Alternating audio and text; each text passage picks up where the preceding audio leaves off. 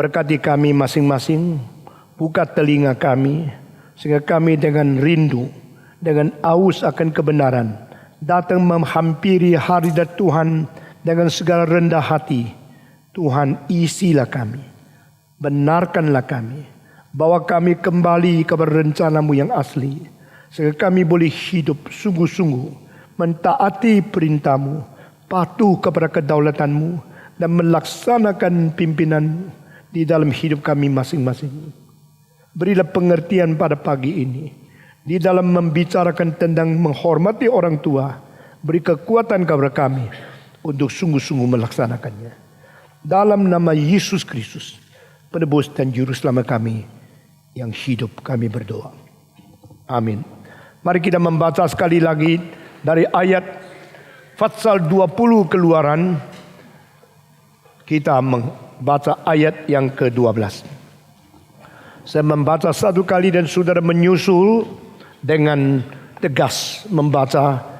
Hormatilah ayahmu dan ibumu, supaya lanjut umurmu di tanah yang diberikan Tuhan Allahmu kepadamu. Semua. Hormatilah ayahmu dan ibumu, supaya lanjut umurmu di tanah yang diberikan Tuhan Allahmu kepadamu. Saudara-saudara, kita sudah 4 kali bicara tentang hormatilah orang tuamu. Karena orang tua adalah ciptaan Tuhan yang digunakan Tuhan secara tidak langsung untuk menciptakan kita.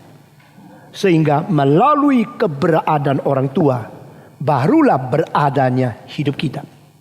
Melalui orang tua, maka Tuhan telah menyatakan anugerah pencipta kepada kepada yang dicipta oleh sang pencipta, yaitu kita masing-masing. Dan ayah dan ibu mewakili kedua sifat yang besar dari Tuhan Allah. Ayah mewakili keadilan, ketegasan daripada kedaulatan Tuhan. Ibu mewakili kemurahan, pengampunan, dan pengertian dalam cinta kasih Allah. Allah yang adil juga adalah Allah yang penuh dengan kasihan.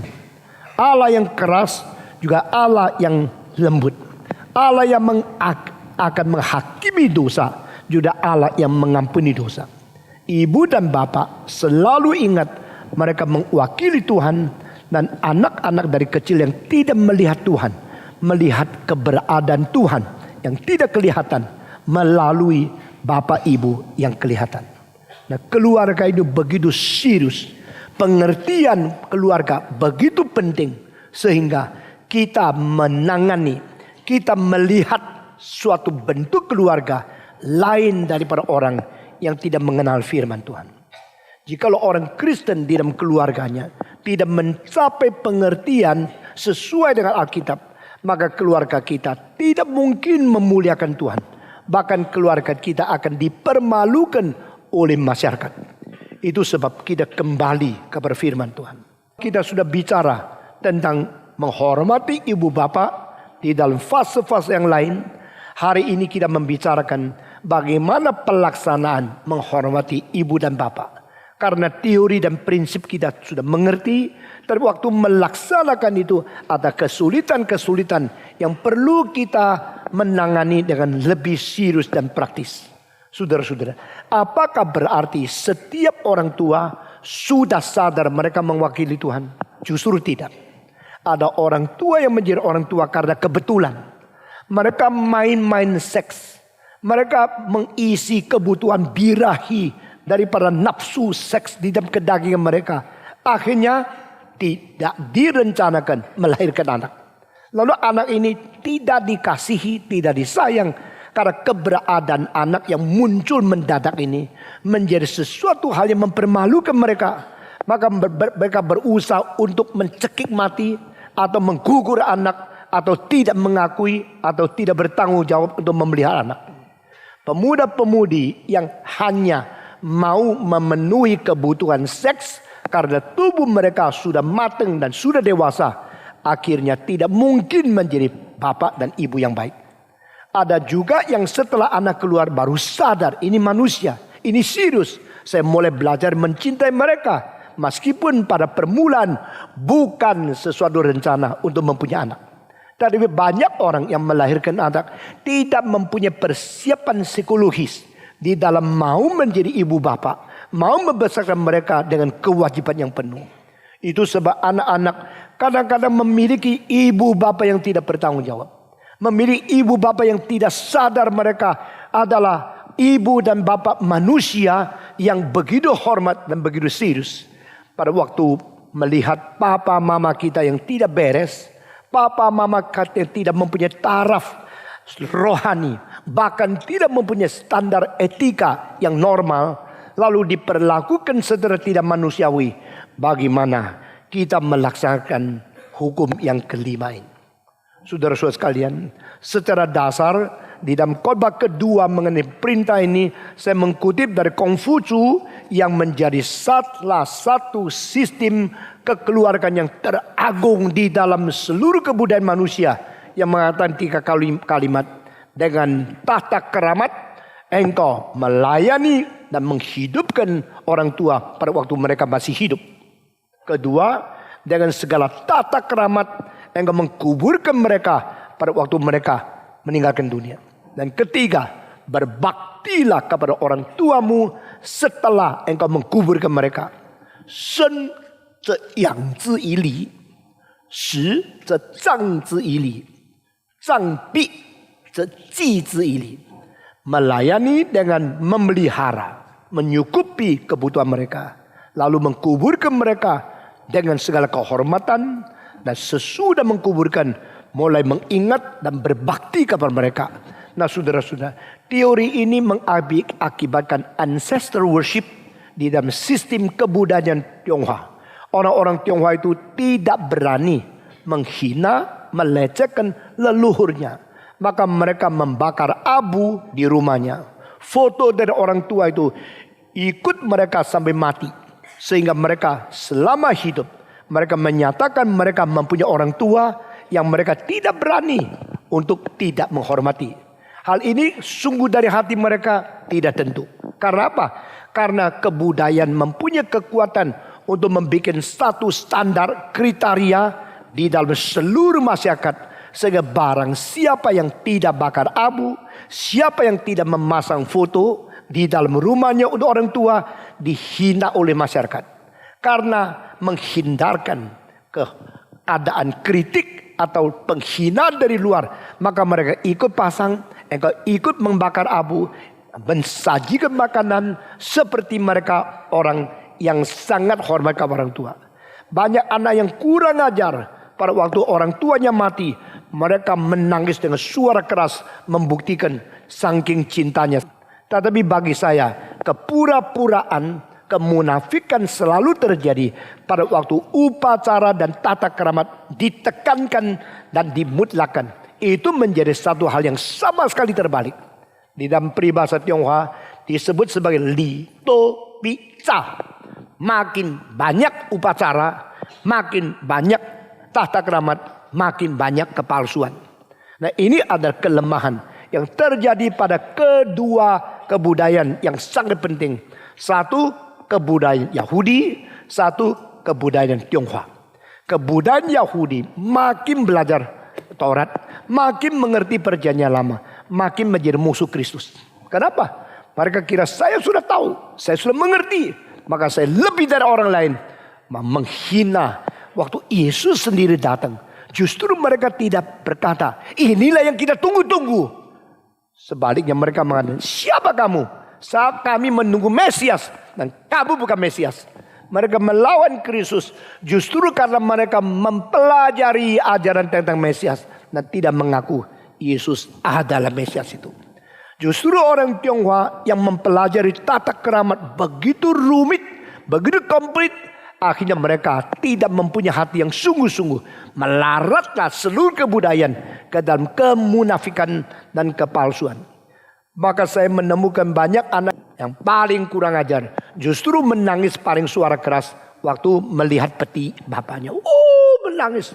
Nangis sampai orang kelihatan terharu. Kan dia begitu cinta orang tua. Padahal bukan, sama sekali tidak. Justru dia terlalu kurang ajar. Waktu papanya mati, dia sudah tidak mungkin diampuni lagi. Melihat muka papanya mati serem. mengatakan, aku tak ampunilah kamu lagi. Aku tak ampuni kamu lagi. Dia ketakutan. Maka dia nangis. Nangis mau menebus dosa. Tak mungkin. Jadi saudara-saudara, itu sebab kehormatan terhadap orang tua yang sejati. Apakah menurut 3 kalimat itu secara harafiah? Tetap tidak.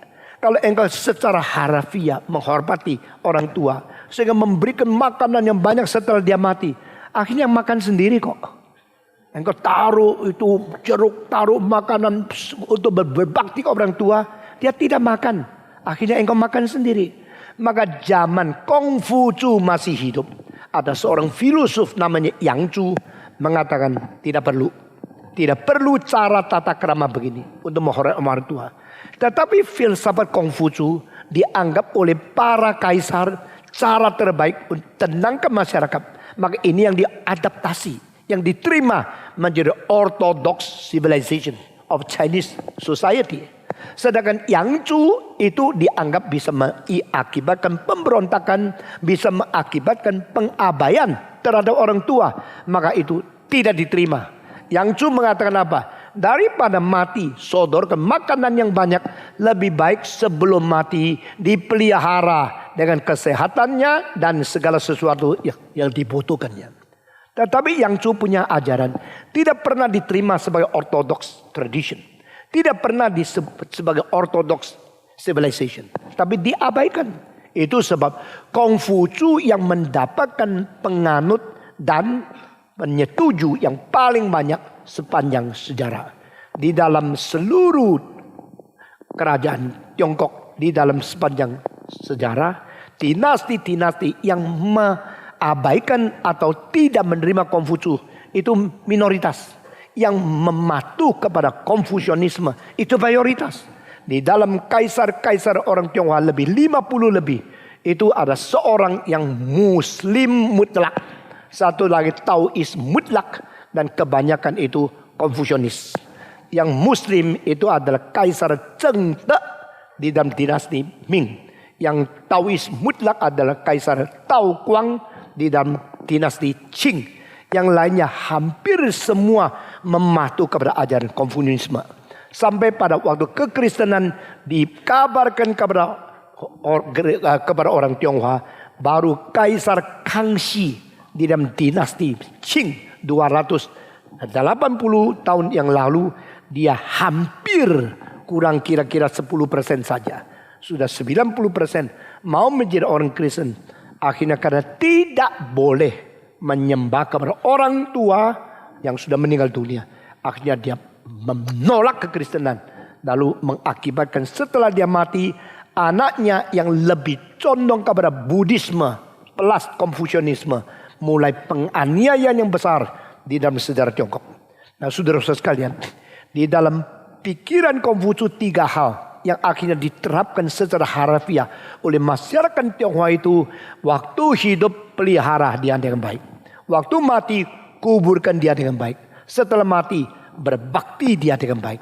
Itu sebab ada foto, ada tempat abu, meja abu untuk berbakti kepada orang-orang yang mati.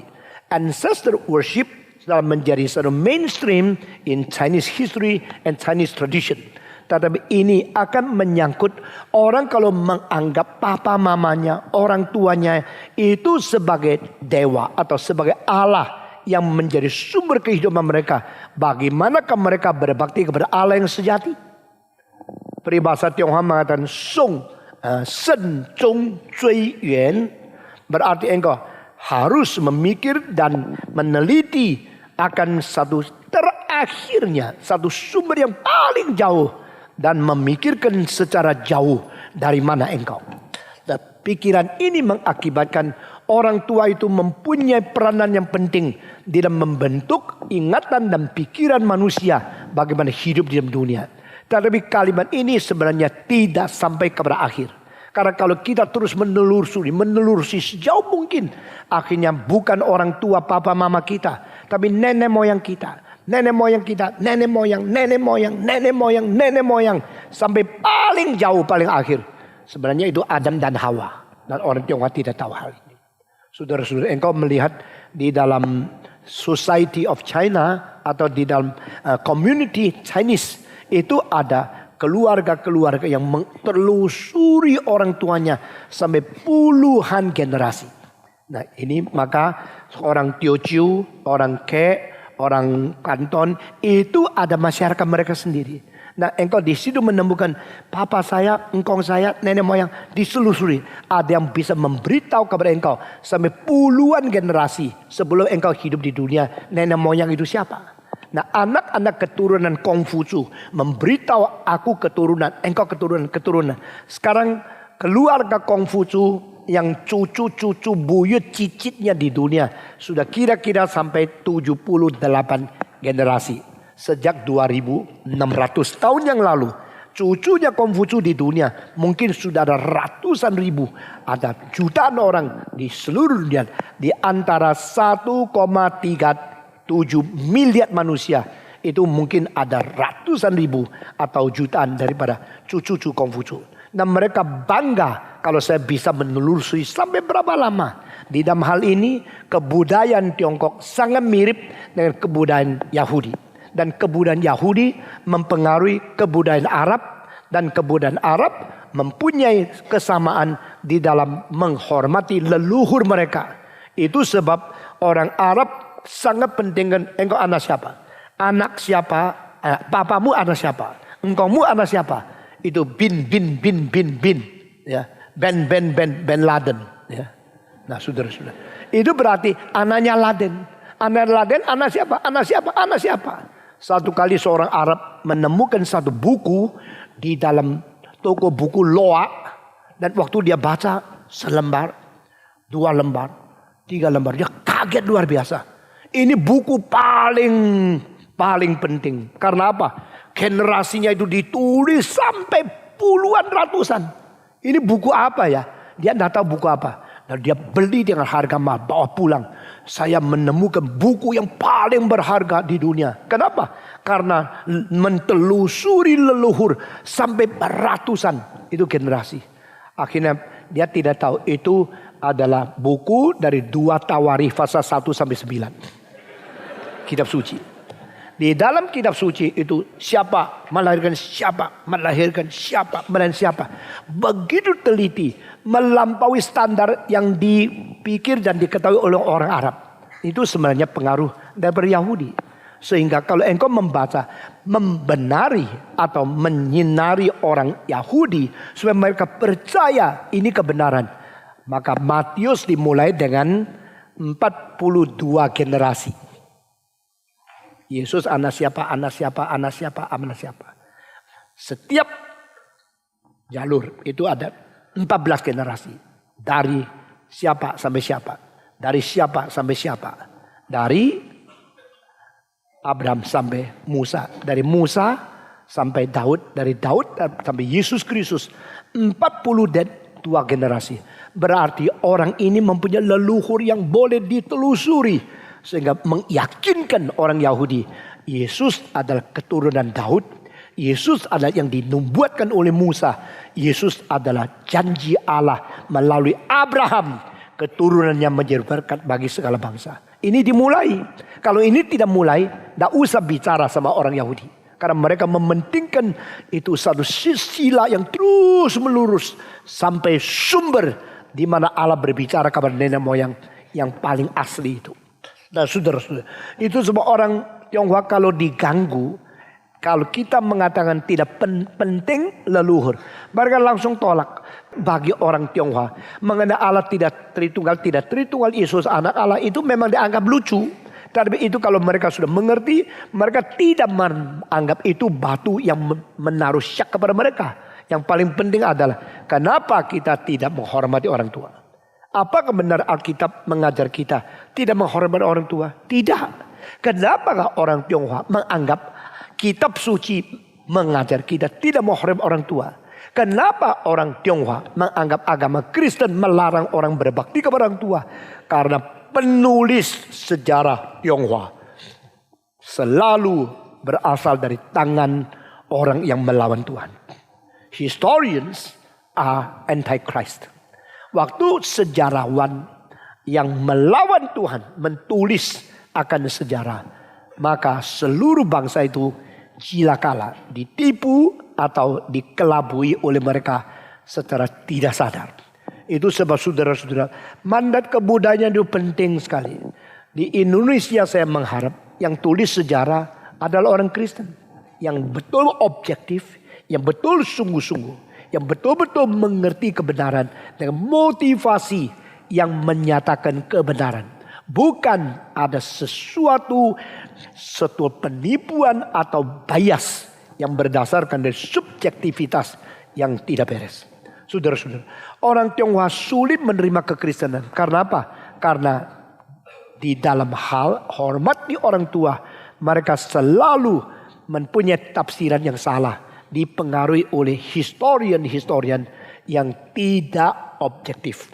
Nah saudara-saudara, menghormati orang tua, sekarang saya men-counter kepada Konfusianisme. Saya mengusulkan 3 hal yang berlainan. Pertama, waktu orang tua masih hidup, taati dia di dalam keadaan yang sangat bernorma standar karena takut kepada Tuhan.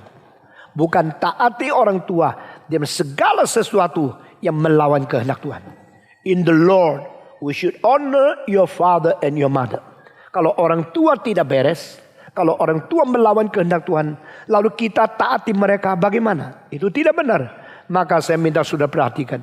Waktu orang tua masih hidup, 2 hal. Pertama, engkau memelihara kebutuhan mereka. Engkau mencukupi kebutuhan mereka yang dasar. Dan engkau mentaati segala perintah dan ajar mereka yang tidak melawan kehendak Tuhan. Ini usulan saya. Jikalau bukan di dalam 2 prinsip ini, maka engkau mungkin minta kekuatan dari Tuhan untuk bukan melawan, tapi tidak mengisi kebutuhan mereka semau mereka. Kalau orang tua maunya semua keberhasilan uangmu dipakai untuk berjudi, tidak bisa. Kalau orang tua karena suka main perempuan, suruh engkau memberikan uang, lalu engkau taati dia, tidak bisa.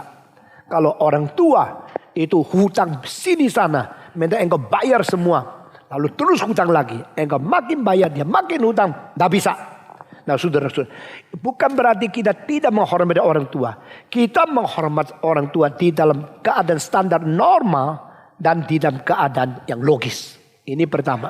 Kedua, kalau orang tua itu menyuruh engkau tidak boleh menjadi orang Kristen, engkau tidak bisa.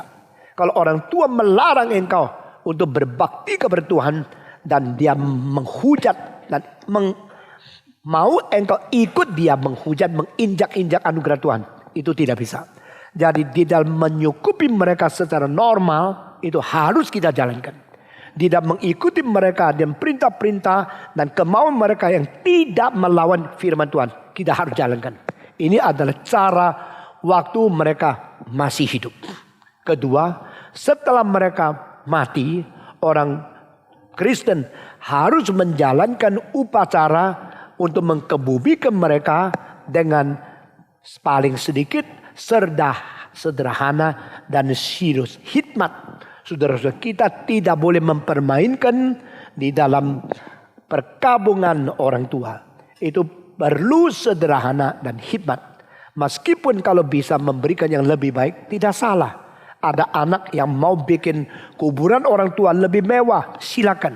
Tapi jangan sampai mengakibatkan sesuatu side effect yang merusak masyarakat. Di Filipina saya sangat tidak setuju. Karena banyak orang Tionghoa kuburannya itu begitu mewah sampai seperti rumah yang ada AC di dalamnya.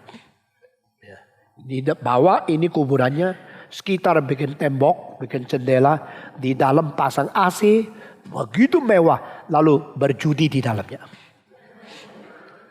Dan itu terkenal menjadi attraction turis. Jadi orang di seluruh dunia kalau mau melihat kuburan yang luar biasa mewahnya, pergi ke Filipina. Melihat ada keluarga yang besar kuburannya, sama besarnya seperti rumah orang biasa. Lalu di bawahnya itu kuburan, lalu di situ ada AC untuk menenangkan orang datang. Mereka berkumpul keluarga sekaligus berjudi di situ. Nah, tapi di pinggirnya kuburan-kuburan yang mewah itu justru ada banyak orang kumuh yang ambil makanan dari sampah. Nah, Filipina menghasilkan kesenjangan ekonomi yang paling besar di Asia Tenggara. Sehingga orang kaya luar biasa ada di situ. Orang miskin luar biasa ada di situ. Dan ada tempat yang namanya gunung sampah. Sampah terus ditaruh di situ dan tidak dibereskan. Akhirnya menjadi gunung. Sesuai dulu ditumpuk-tumpuk lagi, dikasih tanah, lalu dipasang rumput. Akhirnya kelihatan seperti bukit yang indah-indah. Bawahnya semua sampah. Dan dekat sampah-sampah, dekat orang kumuh-kumuh yang luar biasa kotornya. Itu ada kuburan yang paling mewah. Saya tidak setuju. Itu bukan menghormati orang mati. Itu adalah memakai orang mati untuk nikmat sendiri. Akhirnya menciptakan kesenjangan. Menciptakan iri hati. Menciptakan ketidakpuasan di dalam masyarakat orang hidup. Itu berdosa. Ini kedua. Saudara-saudara sekalian, setelah mati mengkuburkan mereka dengan hikmat dan dengan sesuatu kehormatan yang sungguh-sungguh menjadi anak manusia, selesaikan satu generasi dengan tugas kita yang penuh ucap syukur dan memuliakan Tuhan. Ini kedua. Ketiga, setelah orang tua itu mati, lalu kita melakukan 3 hal. Pertama, selalu ingat budi mereka. Jangan melupakan orang dulu. Saudara-saudara, barang siapa yang pentingkan sekarang injak-injak sejarah, saya menghina. Saudara-saudara, gereja ini dimulai dengan susah payah. Barang siapa yang dari permulaan mempunyai hati, saya tidak akan lupakan mereka. Saya ambil contoh ya. Kalau permulaan dimulai oleh orang yang tidak kaya. Setelah 10 tahun kemudian orang kaya masuk gereja ini. Lalu sekarang sumbangsih persembahan orang kaya lebih besar dari orang dulu. Orang dulu disingkirkan. Saya tidak bisa terima.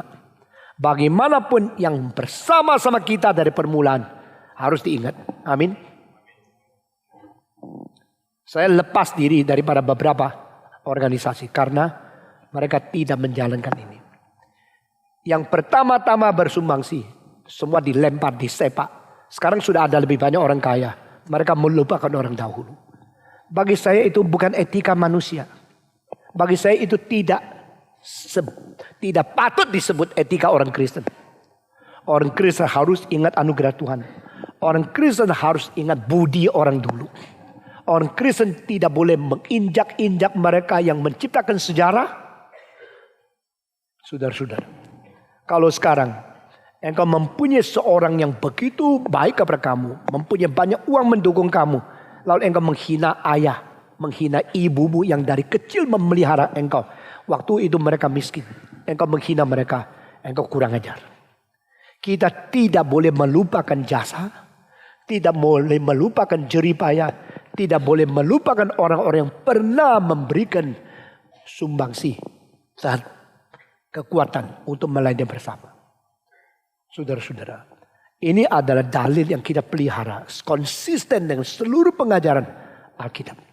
Hanya mementingkan sekarang, mementingkan keuangan, mementingkan kenikmatan, mementingkan materi, melupakan orang-orang yang dulu susah payah, itu tidak boleh.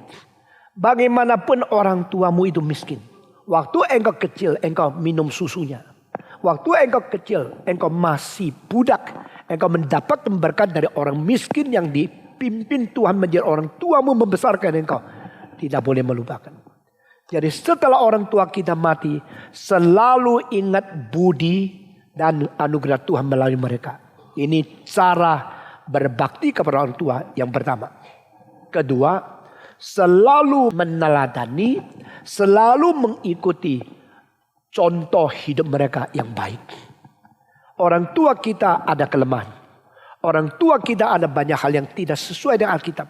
Tapi pasti juga ada prinsip-prinsip yang baik yang pernah diturunkan kepada kita. Itu yang diambil. Kita kalau masuk dalam satu organisasi, bukan kritik tetapi bersumbangsi. Apa yang sudah dicapai, bersyukur kepada Tuhan. Apa yang belum dicapai, kita bersusah payah untuk membuat sesuatu kemungkinan supaya organisasi kita lebih baik. Kita masuk ke gereja. Gereja itu banyak kelemahan. Kelemahan justru kesempatan kita melayani. Bukan kesempatan kita maki caci. Kelebihan tempat kita bersyukur, tempat kita berterima kasih kepada Tuhan. Orang tua juga begini. Tidak ada orang tua yang sempurna. Kalau kita hidup di bawah bayang-bayang mereka, kita lebih gampang menemukan kesalahan-kesalahan orang tua karena kita hidup di bawah mereka. Kita langsung melihat mereka. Orang lain tidak sedekat kita dengan mereka. Orang lain tidak tahu kelemahan orang tua kita. Tetapi orang lain pun tidak seperti kita dekat dengan orang tua. Yang boleh melihat kelebihan dan contoh-contoh yang baik dari mereka. Itu sebab kita belajar menikmati, mengapresiasi, menghargai semua kebaikan orang tua. Dan semua kelemahan menjadi sesuatu tantangan, menjadi sesuatu cermin untuk kita hindarkan. Kita belajar dari dua hal ini. Yang baik kita ikuti, yang jelek kita diperingati, sehingga kita tidak mengulangi lagi. Dengan demikian perbaikan keturunan itu terjadi di dalam semangat mau belajar dengan rendah hati. Orang tua kalau sudah mati, ingat akan budi mereka. Ingat akan anugerah Tuhan melalui mereka. Kedua, setelah dia mati, kita mengingat dulu apa kelebihan, apa tabiat yang baik, apa karakter yang indah yang pernah kita lihat. Kita menyontoh, kita meneladani, kita mengikuti jejak kaki mereka yang baik. Ini kedua. Dan ketiga, orang tua sudah mati, kita menggenapi rencana dan keinginan mereka yang tidak tercapai pada waktu mereka hidup. To fulfill their good wills. Pada waktu mereka masih hidup, mereka ingin kerjakan sesuatu yang baik. Tapi karena waktu dah cukup, dia mati. Bagaimana menyatakan kehormatan kita kepada orang tua? Jalankan. Bagaimana menjalankan? Kita ingat kembali rencana dia itu apa. Saudara-saudara, Daud menginginkan membangun bait Allah untuk memuliakan Tuhan. Tuhan berkata, tidak. Aku tidak mengizinkan engkau yang membangun bait aku. Kenapa? Karena tanganmu penuh dengan darah. Engkau adalah seorang raja yang perlu perang sini sana. Engkau sudah membunuh banyak bangsa-bangsa demi Israel boleh berada di dunia ini.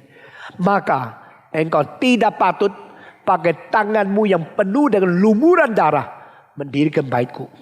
Wah, Daud kecewa sekali. Dia sudah beli tanah. Dia sudah mempersiapkan tempat.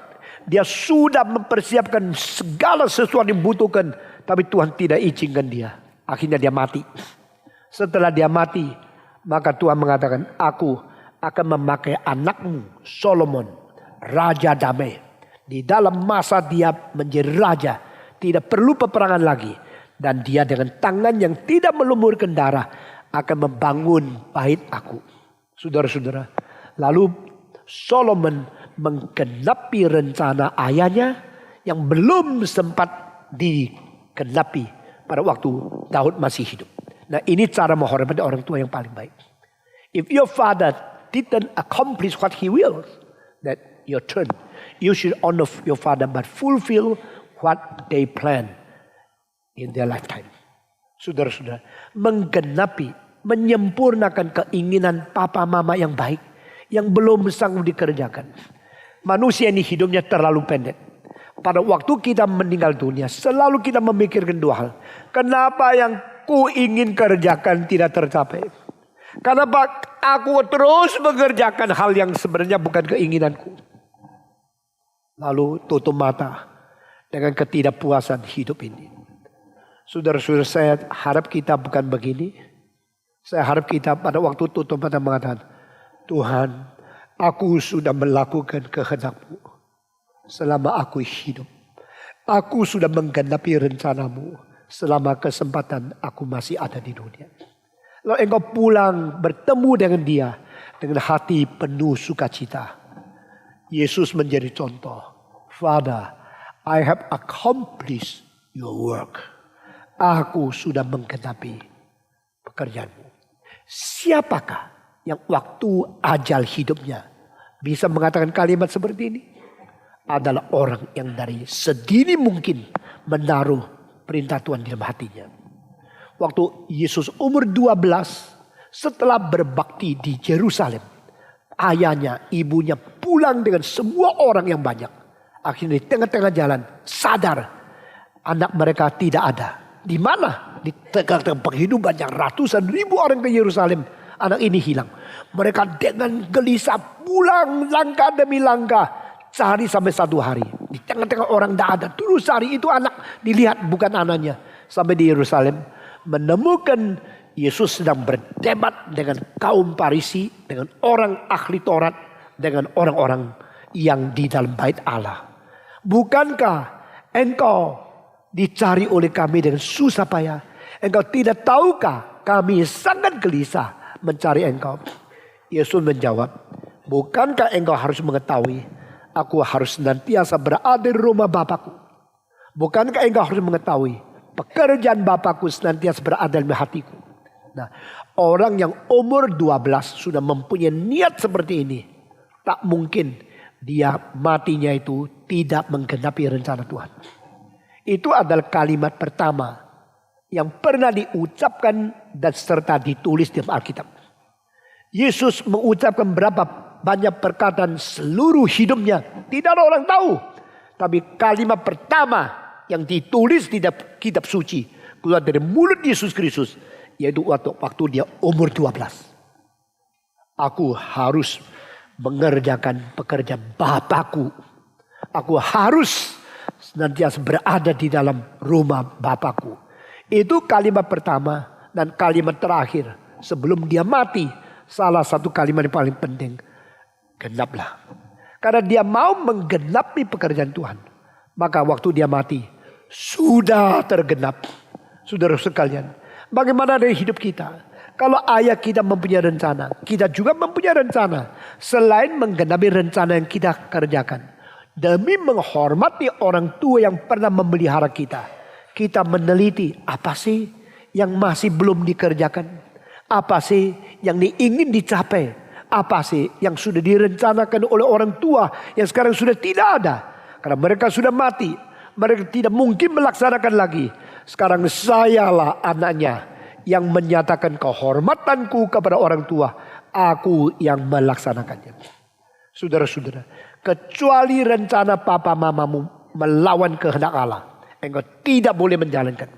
Semua rencana kehendak papa mamamu yang tidak melawan Alkitab yang baik, engkau harus menjalankan. Demi menghormati mereka. Mama saya sebelum meninggal dunia, dia berkata satu kalimat kepada seorang pendeta yang dia tidak pernah katakan kepada pendeta orang lain. Dan pendeta itu dengar, dia simpan di dalam hati. Satu hari kakak saya yang paling besar, sekarang sudah umur 70, sudah umur 81, masih hidup di Hong Kong. Dia itu bukan Kristen. Waktu itu dia tidak mau menjadi orang Kristen. Dia mengikut ajaran komunisme. Dia hafal semua perkataan daripada Mao Zedong. Di dalam company-nya dia pakai figura-figura. Semua kalimat-kalimat Mao Zedong yang taruh di situ. Saya setelah 22 tahun tidak ketemu dengan dia. Saya kaget waktu masuk ke dalam kantornya. Semua kalimat komunis. Lalu saya mengatakan silakan ikut kebangunan rohani. Saya pimpin di Hong Kong. Waktu itu dia datang. Dengar. Pada waktu saya menyinggung komunisme. Dia marah. Kalau saya berkhotbah mengkritik komunisme. Pulangnya di dalam taksi. Lu tadi khotbah tentang gua ya.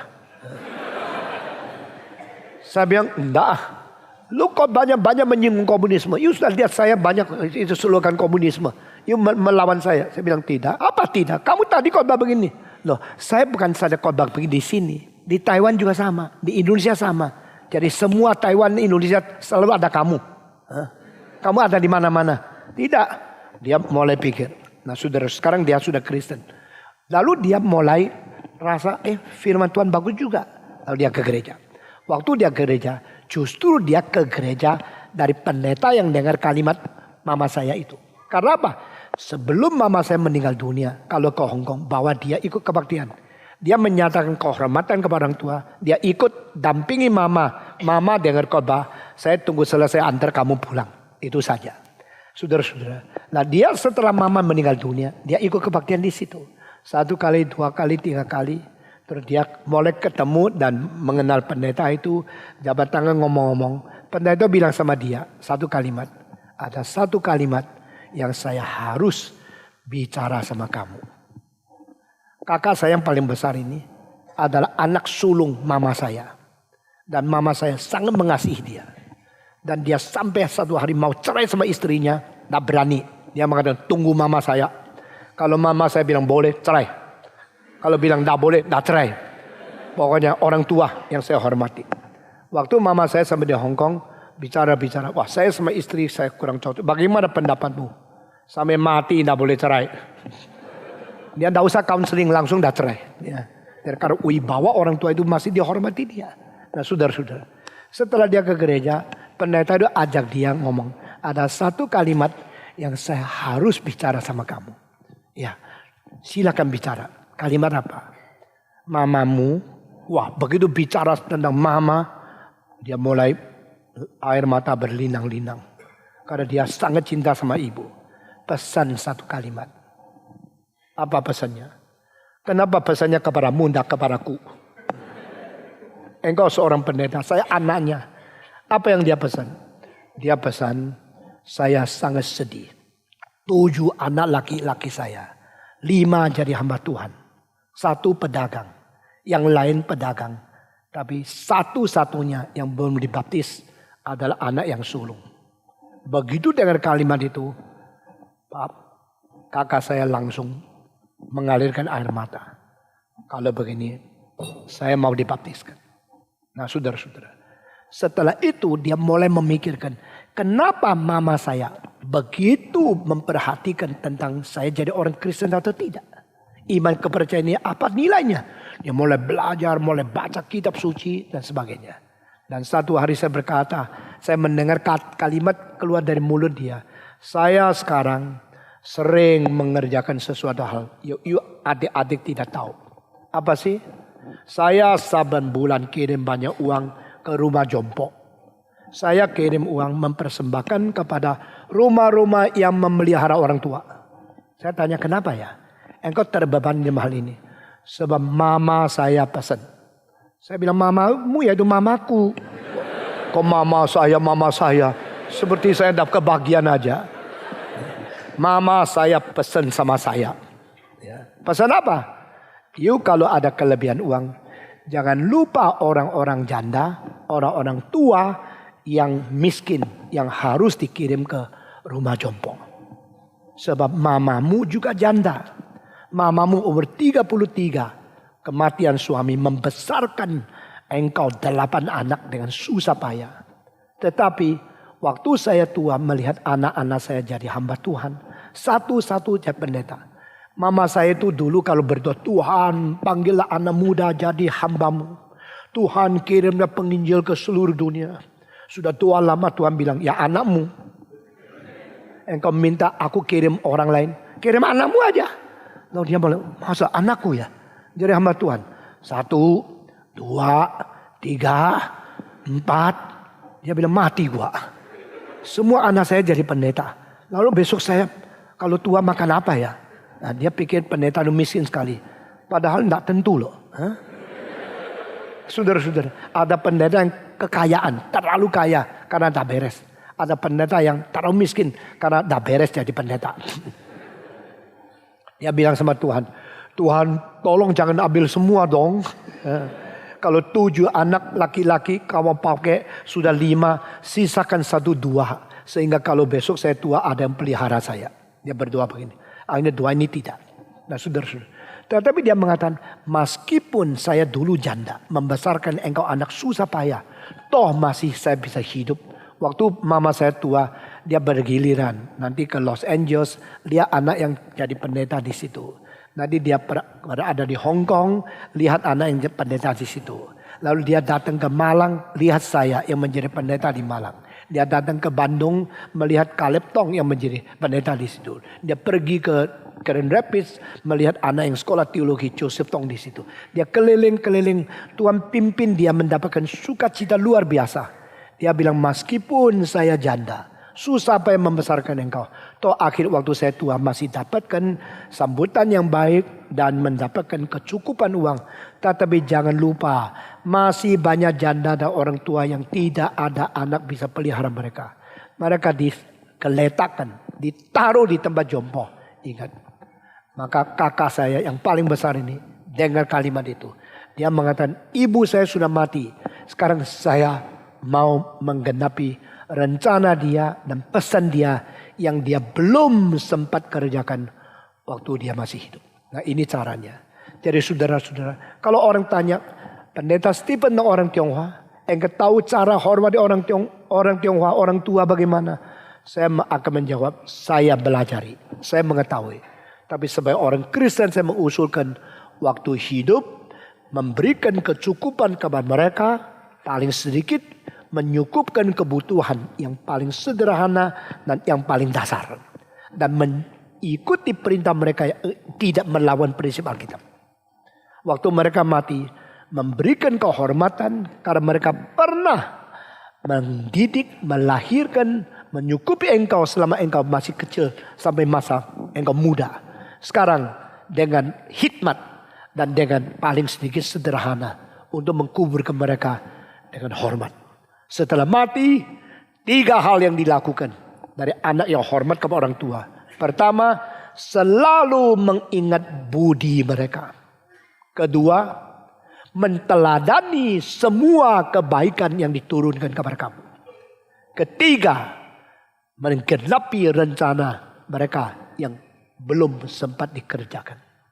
Ketiga hal ini real, sungguh-sungguh, bukan pura-pura, bukan munafik. Engkau menyatakan engkau menghormati orang tua. Amin. Saudara-saudara. Dan kita akan memikirkan pada poin-poin yang terakhir ini.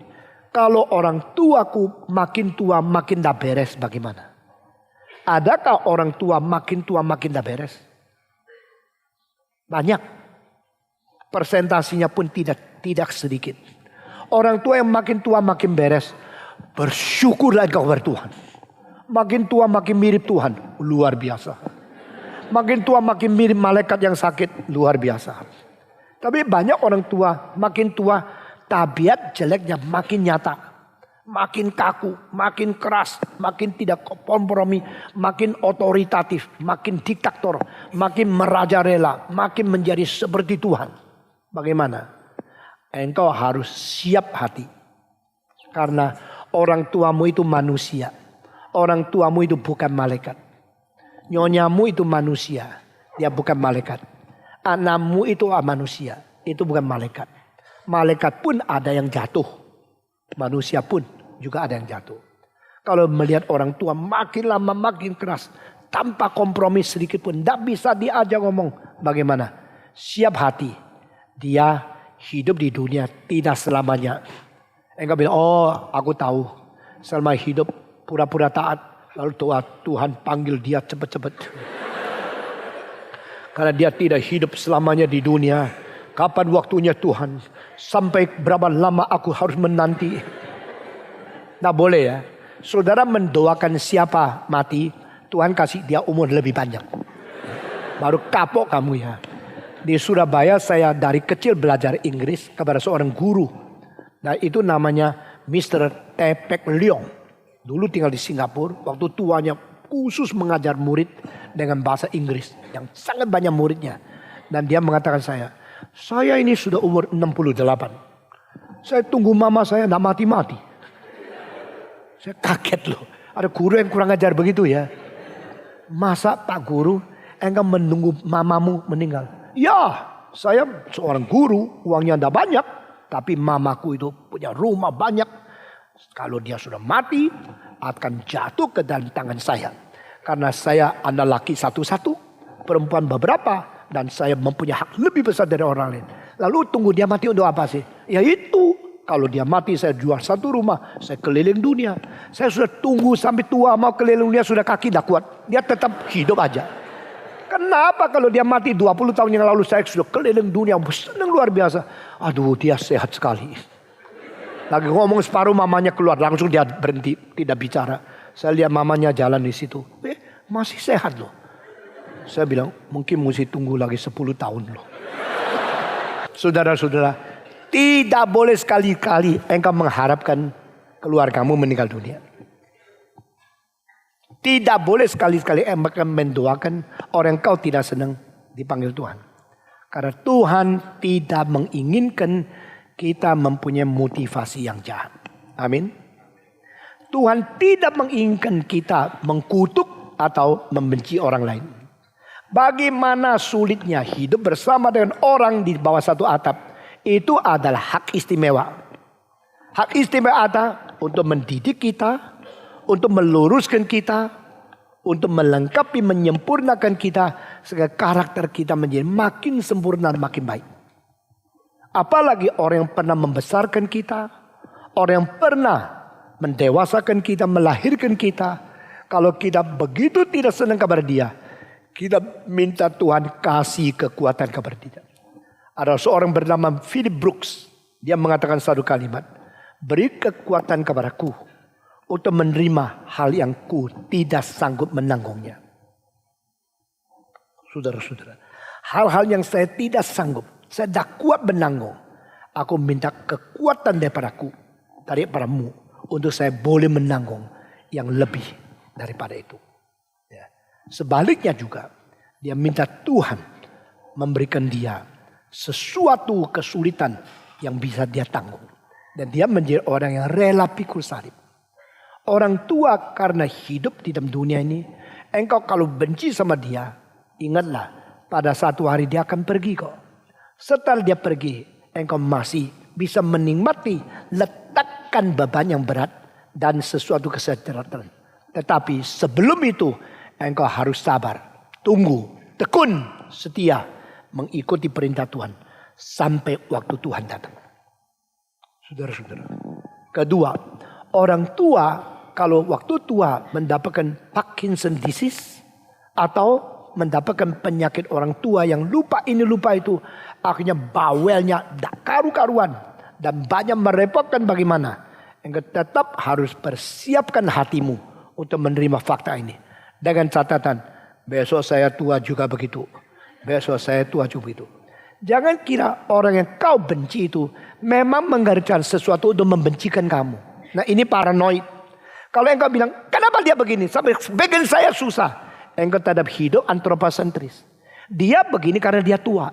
Dia tua bukan dia mau. Dia tua karena didesak oleh waktu. Dia harus tua. Kalau dia sudah tua aja begini, apa kira kau bisa hindarkan diri? Siapa tahu waktu engkau tua lebih hebat dari dia. Kalau engkau sekarang kurang ajar kepada dia, anak-anakmu melihat, mereka akan ikut teladan engkau terhadap orang tua. Engkau memperlakukan itu kepada dirimu. Engkau bodoh. Engkau akan menanam kebencian yang menuai kedengkian yang lebih besar.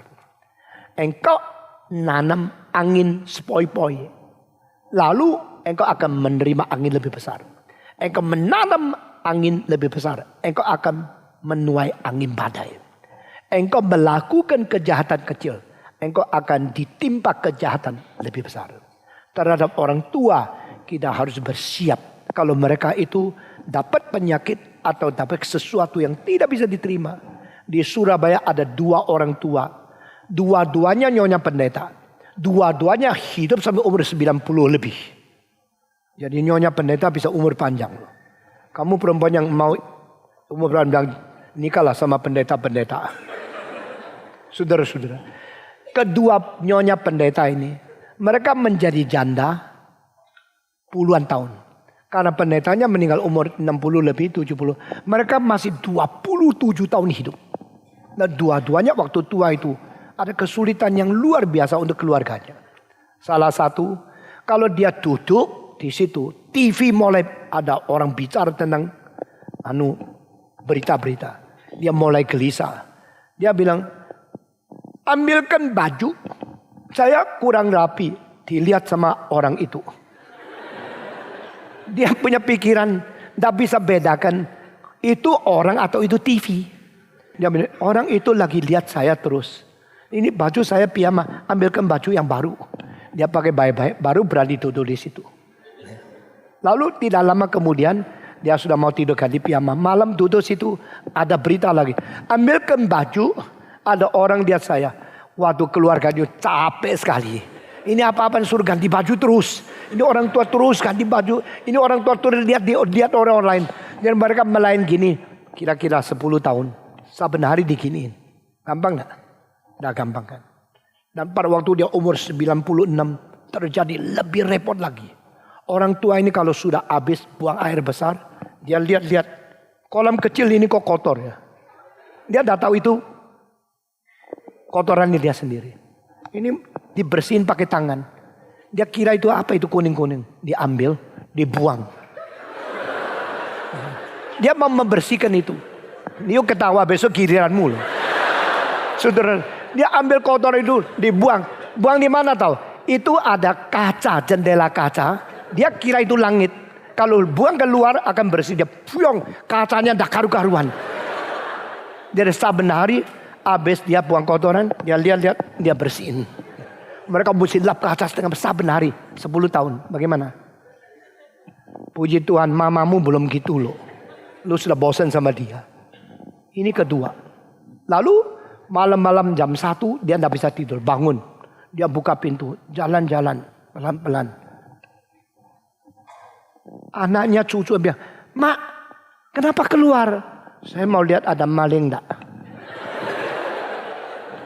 Saya jaga ini pabrik. Dia tinggal di pabrik. Rumahnya kecil di situ. Dia keluar keliling-keliling. Kalau ada maling saya akan lapor. Saya akan marahin dia. Maling begitu saja dia sudah jatuh kok. Dia masih rasa dia lagi jaga maling. Jadi mental orang tua seperti ini susah diatur. Tapi bagaimana? Anak mudanya itu anaknya majelis gereja saya. Bagaimana kamu? Ya salib. Pikul salib. Tuhan bilang pikulah salib dan mengikuti aku. Salibku itu mamaku. Ya sudah umur 90 lebih. Saben hari sudah ganti baju. Karena ada orang melihat dia. Saben hari bikin bersih kolam kecil. Aku saben hari lempar kotoran. Kita mesti cuci tangannya, bau luar biasa. Itu kacanya luar biasa kotornya. Saben hari. Malam-malam sering mau cari maling. Susahnya kayak begini. Satu lagi kira-kira umur 94 meninggal dunia.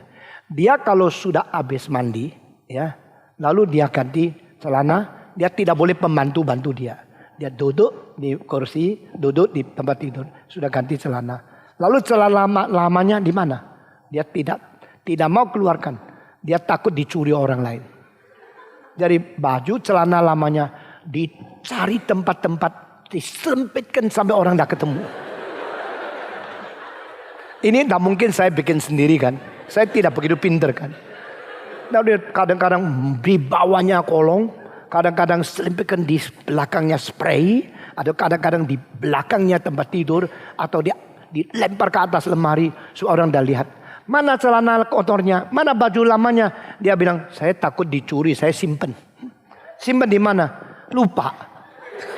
Dia sendiri lupa. Jadi saben hari itu keluarganya cari celana dalamnya. Di kolong kah, atau di belakang lemari kah, di atas kah, atau di bawah spray. Setengah mati melayani. Berapa? 8-10 tahun kayak begini. Bagaimana? Pikul salib lagi. Jadi saya harap nyonya saya kalau tua jangan begitu. Saudara-saudara, kita itu hanya manusia yang dari perut dilahirkan ke dunia, lalu besok akan masuk ke lubang kuburan. Di dalam perjalanan ini kita manusia yang berada di bawah satu hukum yang akan menjadi rusak. Sehingga tubuh kita, pikiran kita, otak kita, kebiasaan kita itu tidak terjamin waktu tua menjadi apa. Saudara-saudara, waktu engkau muda mendengar khotbah Stephen Tong, wah, menikmati firman Tuhan, khotbahnya bagus, tertarik. Besok kalau saya tua diapain sama kamu? Saya tidak tahu. Tapi saya harap sebelum saya tidak beres sudah dipanggil Tuhan. Saya harap tidak menjadi beban siapapun terhadap keluargaku. Saya harap kalau saya mati pun tidak usah dinyambangi di kuburan. Saya harap setelah saya pergi dengan beres dan Tuhan bangkitkan orang lain saudara. Saya harap bisa menyelesaikan kehendak Tuhan yang baik. Dan waktu tua tidak menjadi gangguan bagi orang lain. Saudara-saudara. Waktu orang tua itu sudah sakit, engkau cinta kepada dia, jangan terlalu emosi. Misalnya, orang tua yang sakitnya tidak mungkin sembuh, tapi tidak mau dilepaskan dia mati. Akhirnya membantu dia dengan kehormatan yang lebih-lebih, mengakibatkan dia mau mati tidak bisa, mau hidup langsung lagi tidak mungkin. Menjadi beban bagi keluarga. Di dalam kira-kira 2 tahun ini, ada 2 orang yang saya kenal baik. Waktu sebelum mati, berbulan-bulan, 1 hari, 1,5 hari harus cuci darah 1 kali. Dan 1 hari, yang satu itu kira-kira lebih daripada 2-3 juta uangnya. Di dalam 2 bulan terakhir, ratusan juta dibayar hanya untuk mencuci darah dia yang tak mungkin menyembuhkan dia. Lalu waktu mereka pikir 2 pendapat, cabut atau tidak, pencucian darah tidak dilangsungkan lagi atau tidak, maka keluarga dia keker. Ada anak bilang, jangan kurang ajar, orang tua masih hidup, engkau cabut berarti dia harus mati. Lain mereka bilang, tapi kalau dia tidak mati, gua yang mati. Karena 1 hari juta. Saya dari mana uang? Saya sudah menjadi seorang yang pinjam sini, pinjam sana. Saudara-saudara, orang tua itu tidak ikut rundingan. Karena dia sudah koma. Koma terus diobati, terus ratusan juta dibuang. Mereka mau nangis tidak bisa. Mau pinjam tidak tahu dari mana lagi. Mau buka mulut tidak ada orang mau kasihani dia. Akhirnya mereka mau jual rumah. Rumah ternyata sudah digadaikan dari dulu. Akhirnya seperti hidup di neraka. Ingatkan saya. Satu kali saya melihat seorang dokter di Sarawak. Dokter itu menulis wasiat terbuka.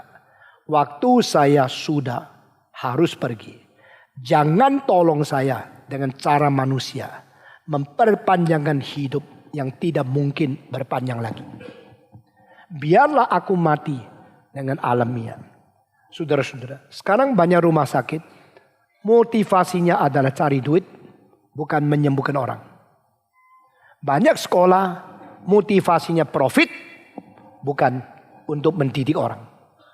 Sekarang banyak orang mempunyai cara macam-macam mencari uang, memperkaya diri. Dan mereka tidak peduli kesulitan daripada orang yang bersangkutan. Itu sebab kalau orang tuamu memang waktunya harus pergi, jangan dibantu terlalu daripada cara manusia. Akibatnya adalah tak mungkin disembuhkan dan tak mungkin membayar. Seumur hidup uang yang kau cari untuk hidup tidak cukup untuk membawa orang yang mati kembali dan tidak habis-habis. Lubang yang tidak berdasar itu akan menelan habis semua keuangan. Di dalam hal ini, kalau tidak perlu dengan sungguh-sungguh, jangan bantu dia hidup lagi.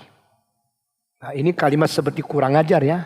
Tapi saudara, memang divonis tak mungkin hidup lagi. Biar dia pergi dengan tenang. Dia pergi dengan tidak diganggu. Pada waktu seorang hamba Tuhan, ya, dari kecil dengar khotbah saya. Pada waktu dia sakit keras, orang bilang, Pak Tong, yuk ada di Surabaya bikin seminar. Mau tidak mendoakan? Saya bilang mau. Saya pergi ke rumah sakit di RKZ Surabaya. Waktu saya masuk di situ, saya melihat itu pompa udara. Ya, itu untuk bikin dia masih napas. Tapi saya dengar suara, itu suara pompa, bukan suara napas. Lalu saya tanya, suster, ini apa terjadi? Ya, ini diperpanjang seperti dia hidup. Padahal paru-paru dia sudah tidak mungkin berfungsi lagi. Saya mengatakan kalau begini, ini kalau teruskan jadi apa? Sesungguhnya kalau diteruskan paru-parunya bisa pecah. Karena dipaksa pompa. Bukan natural dia hidup. Saya doakan. Saya bilang sama anggotanya. Kamu orang mempunyai seorang pendeta. Yang kerja terlalu berat. Karena kamu semua tidak mau melayani dengan baik. Sekarang mereka nangis-nangis, pendetanya begitu. Berdoalah supaya Tuhan bangkitkan engkau untuk menerus pekerjaan dia. Lalu saya pulang. Berapa hari kemudian kabar datang meninggal dunia. Dan mereka minta Stephen Tong yang khotbah di dalam kebaktian malam terakhir sebelum mengkebumikan dia. Saya terbang ke Surabaya. Jenazah berada di depan mimbar. 2.000 orang mengikuti kebaktian terakhir. Stephen Tong yang berkhotbah. Saya berkhotbah menjadikan itu kebangunan rohani. Dan saya menantang pemuda-pemudi. Kalau hamba Tuhan sudah meninggal dunia, siapa yang menyerahkan diri menjadi hamba Tuhan? Hari itu dengan air mata lebih 200 orang maju ke depan berjanji menjadi hamba Tuhan, meneruskan. Hari esoknya saya terbang ke Jakarta kembali. Majelis datang menghantar ke airport. Dia mengatakan, saya melihat bedanya Pak Tong dengan orang lain. Saya melihat apa? Dia bilang waktu pendeta kita mati, pendeta lain kirim orang. Sudahlah, pendeta sudah mati, gedung gerejanya jual kabar kita. Aduh, hati mereka begitu tidak baik. Itu pendeta gereja yang besar. Ternyata pendetanya mempunyai, mau menelan kita punya. Lalu, waktu kita dengan khotbah Pak Tong, mengatakan 3 hal. Jangan engkau tidak melayani sampai hamba Tuhan terlalu capek mati. Kedua, gereja ini harus kembali kepada doktrin yang benar. Ketiga, pemuda-pemudi menyerahkan dirimu menjadi hamba Tuhan. Jadi beda sekali. Pendeta Stephen Tong bukan datang memenelan kita. Datang mendorong kita. Datang menguatkan kita. Datang membawa kita kembali ke ajaran. Tetapi pendeta lain, sudahlah pendetamu sudah mati. Gedung gereja bisa 2.000 orang jual sama kita aja. Kita teruskan. Saya lihat perbedaan. Banyak orang mulai terbuka matanya. Stephen Tong bukan membenci siapa. Dia tidak mau gereja masuk ke dalam ajaran yang salah. Dia tidak mau manusia tidak mengerti kebenaran. Itu perjuangan saya. Orang salah mengerti bagaimana terserah. Tapi Tuhan mengetahui. Itu sebab motivasimu kita yang baik mengakibatkan Tuhan memberkati pelayanan kita. Meskipun banyak kelemahan kita. Tidak apa-apa. Kekurangan uang. Tidak apa-apa. Kalau kehendak Tuhan dijalankan, Tuhan akan mengirim setiap kebutuhan kita. Karena kita menjalankan kehendak-Nya. Saya kembali lagi kepada tema ini. Kalau orang tua kita sudah waktunya dipanggil Tuhan, jangan ditahan. Kalau mereka tak mungkin disembuhkan, jangan pakai cara kedokteran artificial yang hanya membuat rumah sakit mempunyai keuangan lebih cukup, ambil uang kita lebih banyak, tapi akhirnya kita tidak mendapatkan kesembuhan yang sejati. Dengan demikian, menghormati orang tua tidak ada kepura-puraan, tidak ada paksaan, tidak ada penyelewengan dari firman Tuhan. Menghormati orang tua dari sesungguh hati, dari sewajarnya, dari semua perintah Tuhan. Sehingga Tuhan terus memberkati. Dan satu hal yang saya tidak khotbahkan, diperpanjang harimu di atas bumi yang dikaruniakan oleh Tuhan. Kiranya Tuhan memberkati kita menjadi anak-anak manusia yang mengenal bagaimana menghormati orang tua kita. Mari kita berdoa. Bapa di dalam surga, kami berterima kasih. Kami semua orang mempunyai orang tua. Meskipun ada yang sudah dipanggil Tuhan sebelum kami dilahir. Ada yang dipanggil Tuhan pada waktu kami masih kecil. Tetap Tuhan tidak meninggalkan kami. Tuhan membesarkan kami. Tuhan menghidupkan kami. Dan pada hari ini Tuhan mengingatkan kami. Kami harus menjadi anak manusia yang mengenal hormat kepada orang tua. Beri kekuatan kepada kami untuk menjalankan kehendak-Mu. Beri bijaksana kepada kami untuk tidak menyeleweng. Dan beri kepada kami ketaatan kepada pimpinan Roh-Mu yang kudus. Kami berdoa bagi mereka yang mempunyai orang tua yang sakit-sakit. Orang tua yang mempunyai pikiran yang kurang sehat. Orang tua yang mempunyai kefatalan tubuh. Yang kadang-kadang menjadi beban yang berat. Kadang-kadang menjadi salib yang sulit dipikul.